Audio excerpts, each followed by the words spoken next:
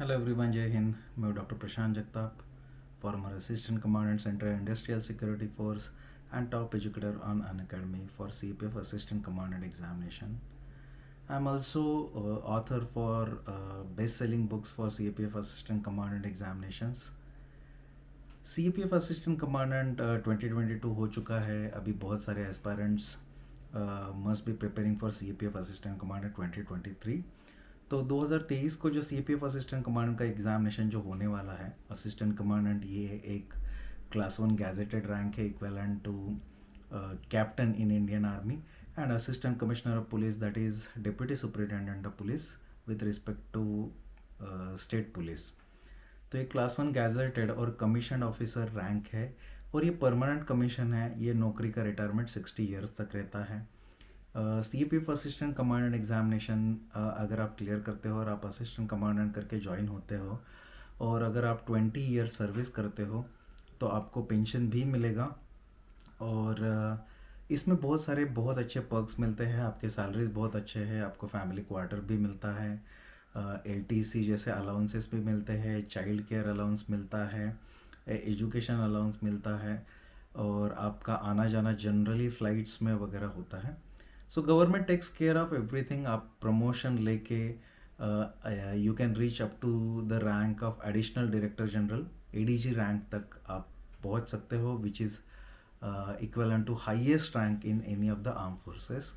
वहाँ तक आप प्रमोट होके वहाँ तक आप पहुँच सकते हो। तो ये जो CPF असिस्टेंट कमांडेंट का 2023 में जो एग्ज़ामिनेशन आने वाला है, तो इसका नोटिफिकेशन अप्रैल में आएगा 2023 में ही। तो अभी लगभग 1 साल का समय बचा हुआ है। तो ये 1 साल में क्या करना चाहिए, इसके बारे में मैं कुछ जानकारी दूंगा। अगर आप पहले से अभी से प्रिपरेशन कर रहे हैं, तो व्हाट यू कैन डू, अभी आप बेसिक बुक्स पढ़ना स्टार्ट कर दीजिएगा। तो अभी तक जितना ट्रेंड है, जो लोग बेसिक बुक्स नहीं पढ़ रहे हैं उनका सिलेक्ट होने के चांसेस बहुत ही कम है, ऐसा नज़र में आया। बेसिक बुक सिंपली मीन्स आपने NCERT से पढ़ना स्टार्ट करना चाहिए। ज्योग्राफी के लिए आप 11th एंड 12th के NCERT के बुक्स पढ़ सकते हो। हिस्ट्री के लिए आप NCERT के जो 12th के themes in Indian history part 1, 2 and 3 है, वो पढ़ सकते हो। आर्ट एंड कल्चर नाम का एक NCERT है, उससे भी आजकल बहुत सारे क्वेश्चंस आ रहे हैं हिस्ट्री के लिए, आप वो भी पढ़ सकते हो। साइंस के लिए मेनली आप 6th to 10th NCERTs पढ़ सकते हो, जो आपका साइंस का बेसिक अंडरस्टैंडिंग क्लियर करेगा। इंडियन पॉलिटी के लिए Indian constitution at work, political theory, ये 2 11th के NCERTs, और M लक्ष्मीकांत, ये बुक आप पढ़ सकते हो।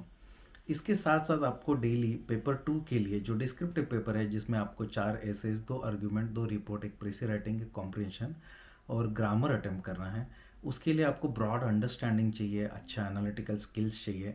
तो इसके लिए आप डेली न्यूज़पेपर पढ़ना शुरू कर दीजिएगा। इंडियन एक्सप्रेस या द हिंदू, इसमें से कोई भी इंग्लिश वाला न्यूज़पेपर आपने पढ़ा तो चलेगा। हिंदी में अगर आप पढ़ाई कर रहे हो तो NCERT आप हिंदी में पढ़ लीजिए, सारा मटेरियल आप हिंदी में पढ़ लीजिए। और जो भी मटेरियल आप अगर आप इंग्लिश में पढ़ाई कर रहे हो या हिंदी में भी पढ़ाई कर रहे हो, तो न्यूज़पेपर आप कोई भी नेशनल लेवल का अच्छा न्यूज़पेपर पढ़ लीजिए।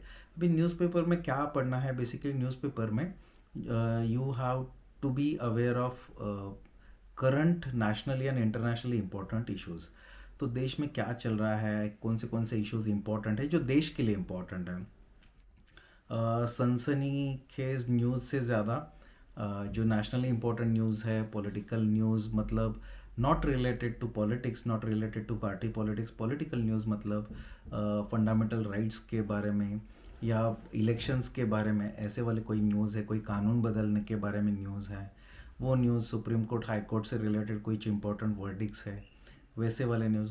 सोशल मतलब सोसाइटी के बारे में न्यूज़, क्या चल रहा है, कौन से इश्यूज़ है, poverty, unemployment, economic news, development से रिलेटेड न्यूज़, गवर्नमेंट से रिलेटेड और गवर्नेंस से रिलेटेड न्यूज़, सिक्योरिटी से रिलेटेड जो इश्यूज चल रहे हैं, और इसके साथ साथ इंडिया के इंटरनेशनल रिलेशंस मतलब फॉरेन पॉलिसी से रिलेटेड जो इश्यूज़ है, इसके बारे में आपको by and large generalize understanding चाहिए। बहुत स्पेसिफिक इसके लिए और कुछ करने का ज़रूरत नहीं है। इसके लिए न्यूज़पेपर में आपने आइडियली जो एडिटोरियल आता है, वो एडिटोरियल आपने पढ़ा। कभी कभी एडिटोरियल के बाजू में एक ओपिनियन वाला पेज आता है, या फिर ऑप एड वाला एक पेज आता है, और इंटरनेशनल वाला है उसमें कुछ रिलेवेंट और इम्पोर्टेंट होगा तो आप पढ़ सकते हो। बाकी आपको बहुत ज़्यादा स्पेसिफिक में चीज़ें पढ़ने का ज़रूरत नहीं है, बाकी न्यूज़पेपर में ज़्यादा कुछ इंपॉर्टेंट नहीं है, तो ये पढ़ने का आदत डालिए। इसमें से कुछ इंपॉर्टेंट कीवर्ड्स आपको समझ में नहीं आते, इसको नोट डाउन कीजिए। ये आपका वोकेबलरी भी बहुत अच्छा बनाएगा और ये आपका एक ब्रॉड अंडरस्टैंडिंग डेवलप करने के लिए न्यूज़पेपर रीडिंग और ये एनसीईआरटी रीडिंग आपको मदद करेगा। जब आप ये अपने सिलेबस को डिटेल्स में पढ़ोगे तब आपको एक ओवरऑल कनेक्शन होना शुरू हो जाएगा आपका history, geography, polity, economic, current affair, general science का, और जो करंट में जो भी चीज़ें चल रही है, जो भी इश्यूज आ रहे हैं उसके साथ एक कनेक्शन बनेगा जो आपको आंसर लिखने के लिए पेपर 2 के लिए बहुत ही ज़रूरी है। और ये ओवरऑल अंडरस्टैंडिंग ही आपको पेपर 1 में भी अच्छे मार्क्स दिला देगा। अभी जो ट्रेंड दिखाई दे रहा है उसके हिसाब से कट ऑफ जो है इस साल का कट ऑफ 115 के आसपास जाने का चांसेस है 2022 का। तो अगले साल अगर हम लोग ने एज्यूम कर लिया कि इतने ही पोस्ट आ गए, अगर 250 के आसपास पोस्ट आ गए तो, और इसी तरह का एग्जामिनेशन आ गया तो भी 115 से 125 के बीच में कट ऑफ आपका पेपर 1 का लगेगा। उसी के हिसाब से आपको स्ट्रैटेजीज बनाना पड़ेगा। करंट अफेयर्स का ट्रेंड देखा जाए तो इस बार करंट अफेयर्स बहुत ज़्यादा आया था, काफ़ी डिटेल में आया था, गवर्नमेंट स्कीम्स के ऊपर काफ़ी क्वेश्चंस आए थे। इसके साथ साथ आर्ट एंड कल्चर के ऊपर बहुत ज़्यादा क्वेश्चंस आए थे, इस साल पेंटिंग के ऊपर आए थे और आर्किटेक्चर के ऊपर क्वेश्चंस बढ़ते हुए दिखाई दे रहे। This is a newer trend in CAPF assistant commandant examination. और इस बार रीजनिंग के क्वेश्चंस काफ़ी कम आए थे और पॉलिटी के क्वेश्चंस इस बार काफ़ी डिटेल में आए थे। तो आप जब इंडियन पॉलिटी में एम लक्ष्मीकांत की किताब पढ़ोगे तो आप ज़्यादा डिटेल में पढ़ लीजिए, इसका आपको ज़्यादा फ़ायदा होगा। पेपर 2 के लिए आप जब एक बार आपका न्यूज़पेपर पढ़ना स्टार्ट हो गया तो ये अंडरस्टैंडिंग आने के लिए लगभग आपको एक से 1.5 महीना लगेगा। आप न्यूज़पेपर पढ़ने से स्टार्ट करने से थोड़ा बहुत समझ में आने तक, तब तक आप अपना हौसला मत छोड़िएगा, हौसला मत खोइएगा। You have to be patient. तभी जाके एक 1.5 महीने बाद आपको अच्छा भी लगेगा और आपको everything will start making sense. तो शुरुआत में एकदम से बिल्कुल समझ में नहीं आता, ऐसा लगता है कि क्यों ही पढ़ रहा हूँ, कुछ समझ में नहीं आ रहा। सो कि ये फीलिंग सभी को आता है, लेकिन 1-1.5 महीने बाद सब कुछ समझ में आ जाएगा। सो जो आपका न्यूज़पेपर है या वो डेली रेगुलरली पढ़ लीजिए। और जो आपका पेपर 1 का, जैसे मैंने बुक्स बताए, एनसीईआरटीज़ है, बेसिक एनसीईआरटीज़, भले आप कोई भी कोचिंग ज्वाइन कर लो नहीं करो, आप अपने आप से पढ़ाई कर रहे हो, कुछ मैटर नहीं करता। अगर आप अच्छा से कर रहे हो, अगर आपको क्लैरिटी है तो आपको ज़रूरत नहीं है रहता कोई भी चीज़ों का। तो उसके बेसिस पे आप एनसीईआरटी के सारे बुक्स एक एक सब्जेक्ट लेके आप कंप्लीट करते जाओ। लगभग 2 से 3 महीने में पूरा सिलेबस आपका कंप्लीट हो जाएगा। जब भी ये फर्स्ट टाइम रीडिंग आपका कंप्लीट होता है, न्यूज़पेपर आपको अगले साल जून जुलाई तक रेगुलरली ही पढ़ते रहना है। उसके बाद आपको प्रीवियस ईयर क्वेश्चंस स्टडी करने पड़ेंगे सारे।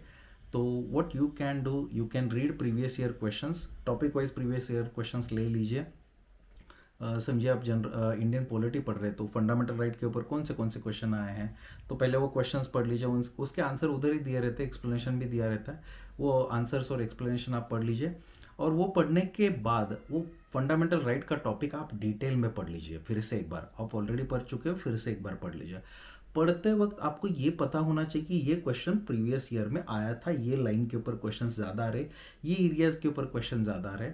जो आप मार्किंग करते जाइए, यही आपको लॉन्ग टर्म में बाद में रिवीजन करते वक्त भी काम आएगा। क्योंकि ये करने से आप जो मार्किंग कर रहे हो, जो हाईलाइट कर रहे हो, जो अंडरलाइन कर रहे हो, यही एग्ज़ाम में आपके आने वाला है। यूपीएससी बहुत ज़्यादा ट्रेंड नहीं तोड़ता, बहुत ज़्यादा इधर उधर के क्वेश्चंस नहीं आते। Majority of questions previously asked questions के आसपास से ही आते हैं, इसीलिए ये करना बहुत ज़रूरी है। ये सेम चीज़ आप हिस्ट्री में भी करोगे, ज्योग्राफी में भी करोगे, पॉलिटी में भी करोगे, इकोनॉमिक्स में भी करोगे। इकोनॉमिक्स के लिए आपको 11th का एनसीईआरटी इंडियन इकोनॉमिक डेवलपमेंट और 12th के 2 एनसीईआरटीज माइक्रो इकोनॉमिक्स और मैक्रो इकोनॉमिक्स, ये 2 एनसीईआरटी आपको पढ़ के ये समझना ज़रूरी है। चीज़ें समझने के ऊपर ज़्यादा ध्यान दीजिए। फर्स्ट रीडिंग में आप बिल्कुल भी टेंशन मत लीजिए कि मुझे सब कुछ याद नहीं रहता। किसी को याद नहीं रहता, मुझे भी याद नहीं रहा था, किसी को याद नहीं रहता। मैं 3 क्लास 1 गैजेटेड नौकरियां कर चुका हूँ गवर्नमेंट के साथ। मैं आपको बताता हूँ कि किसी को याद नहीं रहता, मुझे भी याद नहीं रहता। Even though I am a doctor, मुझे भी याद नहीं रहता। तो उतना टेंशन लेने का ज़रूरत नहीं है, इट्स नेचुरल। इसीलिए हम लोग को बार बार पढ़ना पड़ता है। तो बार बार पढ़ना पड़ता है, तो बार बार पढ़ने का प्लानिंग होना चाहिए कि अभी मैं पढ़ूंगा, फिर 3 महीने बाद और एक बार रिपोर्ट करूंगा, फिर 3 महीने बाद और एक बार रिपीट करूंगा और एग्जाम से पहले एक दो रिवीजन और कर लूंगा, तब आपको बहुत अच्छे से याद रह जाएगा। सो ये प्लानिंग आपके पास होना चाहिए। So first reading should be there for generalized understanding and connecting each and everything with each and every other thing. Second reading should be more focused with respect to previous year questions आप पढ़े हो पहले, उसके साथ जो पढ़ रहे हो उसको कनेक्ट करो, ये क्वेश्चन आया था, ये क्वेश्चन आया था, so that you can easily identify the areas जिसके ऊपर क्वेश्चंस आ रहे हैं। इसके बाद के जो रिविजन्स होंगे प्रीवियस ईयर क्वेश्चंस, फिर आप टॉपिक पढ़ोगे, साइमल्टेनियसली प्रैक्टिस सेशंस भी उसके साथ सॉल्व करना आप स्टार्ट कर सकते हो। पेपर 2 के लिए जब भी आपके एक दो रीडिंग हो जाएंगे, एक 2-3 महीना हो जाएगा, अगर आप कोई भी कोचिंग या गाइडेंस नहीं ले रहे हो तो लिखने का थोड़ा बहुत खुद से प्रैक्टिस कर लीजिए। पेपर 2 की अंडरस्टैंडिंग के लिए आपको पहले तो एक जनरलाइज अंडरस्टैंडिंग डेवलप होना बहुत ही ज़रूरी है कि चीज़ें घट क्यों रही है, देश काम कैसे करते हैं, किस लिए काम करते हैं, कॉन्स्टिट्यूशन क्या रहता है, कानून क्या रहता है, सोसाइटी क्या रहता है, सोसाइटी कैसे वर्क करता है, सोसाइटी क्यों ऐसे वर्क करता है, आज हम लोग जो है वो क्यों इस तरह से है, ह्यूमन बींग्स इस तरह से क्यों वर्क होते हैं, इंटरनेशनल रिलेशंस इस तरह से क्यों है। तो ये जो एक जनरलाइज अंडरस्टैंडिंग डेवलप होने का ज़रूरत है, ये पढ़ पढ़ के ही आपको होगा, अचानक से ये नहीं होगा। तो इसीलिए आप किताबें और जो आप न्यूज़पेपर पढ़ रहे हो उसके ऊपर ध्यान दे दीजिए और धीरे धीरे लिखना शुरू कर दीजिएगा। सैम्पल आंसर देख लीजिए, लिखना बहुत ही ज़रूरी है। और पेपर 2 के लिए पहले अंडरस्टैंड करना है कि ऐसे क्या है, उसमें स्ट्रक्चर क्या रहता है, उसका फॉर्मेट कैसे रहता है, उसमें इंट्रोडक्शन, बॉडी, कंक्लूजन कैसे करते हैं, बॉडी में जो एनालिसिस किया जाता है किस तरह से किया जाता है, मल्टी डायमेंशनल एनालिसिस, स्वॉट एनालिसिस, ये किस तरह से किया जाता है, ये समझ लीजिए और लिखते जाइए। लिखते वक्त आपका लिखा हुआ खुद पढ़िए, खुद पढ़ने से आपको बहुत सारी चीज़ें समझ में आता है। आपको समझ में इतना तो आ ही जाता है कि अच्छा लिखा है कि ख़राब लिखा है। अगर आपको लगता है कि ख़राब लिखा है, आप और अच्छा लिख सकते हो, तो आप फिर से एक बार लिखिए। तो जो चीज़ें आपने इम्प्रूव किया है उसी को आप लर्निंग बोलते हो। This is what you learn, कि आप अपने आप को इम्प्रूव करना। सो यही इसी तरह से आप पहले से ही आप अपने आप को इम्प्रूव करते जाएंगे तो पेपर 2 में इतना टेंशन नहीं आएगा। पिछले साल हो या ये साल हो, मतलब 2021 का पेपर देखा जाए पेपर 2 का, 2022 का पेपर देखा जाए, पेपर बहुत ही जनरल नेचर का था, कोई भी अटेम्प्ट कर सकता है। लेकिन जनरल नेचर के पेपर में प्रॉब्लम ये आता है कि आपको क्वालिटी आंसर लिखना आना चाहिए। आंसर आपका सब स्टैंडर्ड क्वालिटी का होगा तो बहुत मुश्किल हो जाता है। इसलिए क्वालिटी आंसर लिखने के लिए आपको प्रैक्टिस चाहिए, आपको थोड़ा सा क्रिएटिविटी चाहिए, कॉन्क्रीट बैकिंग चाहिए आपके आंसर में, जैसे कि कुछ रैंकिंग, कुछ इंडाइसेस, कुछ डेटा, कुछ गवर्नमेंट के स्कीम्स के नाम, गवर्नमेंट ने लिए हुए इनिशिएटिव्स के नाम, कुछ एग्जाम्पल्स इसमें चाहिए, कुछ लोगों के नाम, कुछ कोट्स वगैरह, ये ऐसा सब कुछ आप कुछ करोगे तो वो ज़्यादा अच्छा लगेगा, आपके मार्क्स आने के ज़्यादा चांसेस है। सिमिलरली आपको आर्ग्यूमेंट का, रिपोर्ट का, प्रेसी राइटिंग का, कॉम्प्रिहेंशन का एक बार फॉर्मेट पता होना चाहिए, किस तरह से फॉर्म फॉलो करना है ये पता होना चाहिए। इसलिए प्रीवियस ईयर क्वेश्चन देख लीजिए, एक बार क्वेश्चन अटेम्प्ट करके देख लीजिए। उसके ऊपर यूट्यूब पे या मेरे अनअकैडमी के ऊपर बहुत सारे फ्री वीडियोस भी चलते रहते हैं, उसको भी देख लीजिए, उससे आपका फ़ायदा होगा। बेसिकली हर किसी को एग्ज़ाम क्लियर करने के लिए कोचिंग जाने का ज़रूरत नहीं है, या कोई कोचिंग को फॉलो करने का भी ज़रूरत नहीं है, ऑनलाइन हो या ऑफलाइन हो। Most important thing about the coaching is you need to understand आप कोचिंग जाने से आपका फ़ायदा क्या होता है। अगर आपको क्लैरिटी नहीं है करना क्या है, तो कोचिंग आपको क्लैरिटी देता है कि क्या करना है। तो क्या करना है, दिस सिंपली मीन्स दैट क्या पढ़ना है, क्या नहीं पढ़ना है, कौन से बुक से पढ़ना है, कौन से बुक से नहीं पढ़ना, कौन सा मटेरियल फॉलो करना, क्या चीज़ें आप कॉन्फिडेंटली छोड़ सकते हो, ये आपके मेंटर्स आपको बताता है जो कोचिंग में रहते हैं। दूसरा आपका फ़ायदा होता है कि शेड्यूल आपका तैयार हो जाता है कि एक साल में आप ये एग्जामिनेशन किस तरह से क्रैक करोगे, उसका आपके पास सामने एक पूरा रोड मैप रहता है कि ये महीने में ये करूँगा, उसके बाद ये करूँगा, उसके बाद ये करूँगा। ये कोचिंग आपको रेडीमेड करके देता है। ये अगर आप अपने आप से नहीं कर रहे हो तो जो भी मेंटर्स है आपके, ये आपको वहाँ पे करके देते हैं, आपने उनको सिंपली फॉलो किया तो चलेगा। तीसरा चीज़ आपको वो बताते हैं कि practice sessions. So previous year question से लेके सभी चीज़ें, एग्ज़ाम का रिक्वायरमेंट एग्जैक्टली क्या है, क्या करना है, क्या नहीं करना है और किस तरह से करना है, और उसका प्रैक्टिस और इवैल्यूएशन, ये 3 चीज़ें जो आपको कोई भी कोचिंग प्रोवाइड करता है, और ये अगर क्वालिटी कोचिंग प्रोवाइड कर रहे हैं तो आपको इसका काफ़ी सारा फ़ायदा होता है। लेकिन ये तीनों चीज़ें आप अपने आप से कर सकते हो जो मैक्सिमम लोग नहीं कर सकते। टाइम बर्बाद करते हैं मैक्सिमम लोग, उनको कुछ भी क्लैरिटी नहीं रहता। कोई तो आके बता देता है कि मैंने कोई कोचिंग नहीं लगाया था, मैंने अपने आप से किया है, और उसके चलते ये ज़रूरी नहीं है हर किसी ने कोचिंग लगाना चाहिए। लोग बिना कोचिंग के भी एग्जामिनेशन बहुत सारे क्वालिफाई हो चुके हैं। But most important thing is you need to have clarity rather than wasting your time. कुछ लोगों का टाइम जिनको क्लैरिटी है, जिन्होंने और को पहले कोई दूसरा कोचिंग किया है, या जो ऑलरेडी उनको एग्ज़ाम का रिक्वायरमेंट पता है, उन्होंने कोचिंग ज्वाइन नहीं भी किया तो भी चलता है, कोई दिक्कत नहीं है। लेकिन जिनको क्लैरिटी नहीं है उनको ये गाइडेंस या फिर ये मेंटरशिप बहुत ही ज़रूरी है, जहाँ पे एक्सपीरियंस मेंटर्स आपको मदद करते हैं, जो आपको एक एडवांटेज दिलाता है आपके कंपटीशन के साथ। ये तो आप पास होने के लिए नहीं कर रहे ना, तो आप 10वीं दे रहे हो, ज़रूरी नहीं है पास होने के लिए कोचिंग करना चाहिए, 12वीं दे रहे हो पास होने के लिए, नहीं ना। लेकिन जे ट्रिपल ई दे रहे हो, नीट दे रहे हो, there are hardly any people who can qualify these examinations without clear and very focused guidance. There, this is how even the UPSC works. This is how even all the competitive exam works, because competitions are very high. So it's up to you कि कोई coaching join करना चाहिए नहीं करना चाहिए। Most important thing is आपको guidance, most important thing is आपको clarity रहना चाहिए, क्या करना है क्या नहीं करना है, किस तरह से करना है किस तरह से नहीं करना है, कितना मार्क्स टारगेट करना है और उतने मार्क्स तक कैसे पहुंच सकते हो, और आप जो कर रहे हो वो वहाँ तक पहुँचेगा क्या। अगर आपको ये क्लैरिटी है तो no problem. CPF assistant commandant examination के लिए अनअकैडमी के ऊपर हमारा एक नया बैच 18 अगस्त से स्टार्ट हो रहा है। 1 साल का बैच है। यहाँ पे अनअकैडमी के टॉप एजुकेटर्स डिफेंस कैटेगरी का आपको इसमें पढ़ाएंगे। इसमें मैं आपका पेपर 2 पढ़ाऊँगा जो मेरा स्पेशलिटी है और जिसके ऊपर मैं बुक्स भी लिख चुका हूँ। और इसमें मैं आपको जनरल साइंस भी पढ़ाऊँगा। बाकी बहुत सारे एजुकेटर्स हैं, among them Divya Gupta ma'am, इसमें जो फॉर्मर असिस्टेंट कमांडेंट रह चुके हैं CRPF में, इसमें पॉलिटी पढ़ा रही है। और ये बैच कोर्स है जिसमें पेपर 1 और पेपर 2 का आपका कंप्लीट प्रिपरेशन हो जाएगा। एंड अनअकैडमी के ऊपर आप ज्वाइन होना चाहते हो तो अभी 12 अगस्त तक ऑफ़र भी है। रात को 11:59 तक 12 अगस्त का ये ऑफ़र है।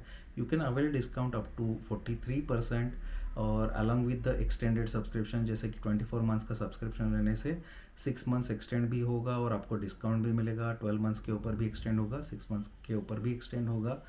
और you can use the referral code Prashant YT10 PRASHANTYT10, इससे आपको ये डिस्काउंट्स भी मिलेंगे। सो अगर आप प्रिपरेशन कर रहे हो, करना चाहते हो CPF के लिए, अगले साल के लिए कोई भी पैटर्न चेंज नहीं होने वाला, तो आप अनअकैडमी के ऊपर भी हमारे साथ 18 अगस्त से ज्वाइन कर सकते हैं। Thank you very much. जय हिंद।